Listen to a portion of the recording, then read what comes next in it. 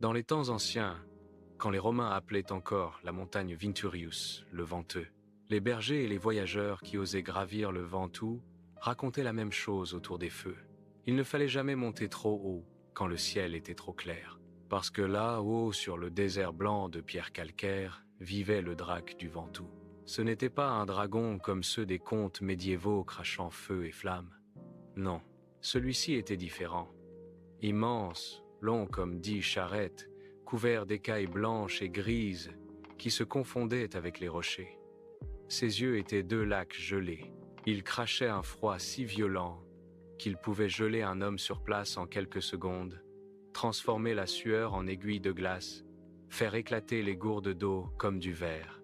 Les anciens disaient qu'il était là depuis la création du monde.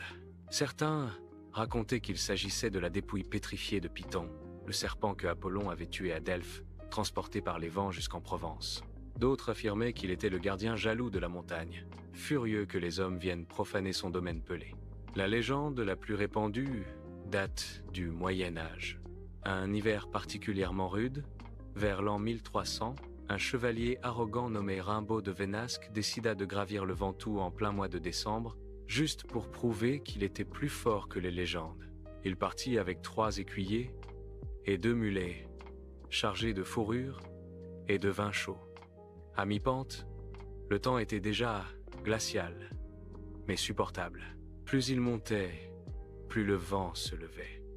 D'abord une brise, puis une tempête, puis quelque chose d'impossible, un vent qui hurlait comme une bête. Les mulets refusèrent d'avancer. Les écuyers supplièrent de faire demi-tour.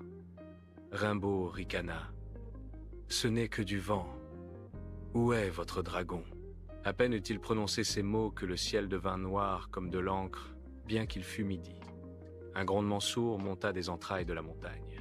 Et là, entre les blocs de calcaire, ils le virent. Un serpent colossal, la tête large comme un chariot, se dressa lentement. Ses écailles scintillaient comme de la neige fraîche. Il n'avait pas d'ailes, il n'en avait pas besoin. Il était la montagne elle-même. Le dragon ouvrit la gueule et souffla. Ce n'était pas du feu, c'était pire. Un souffle polaire, plus froid que la mort, qui traversa les hommes comme une lame.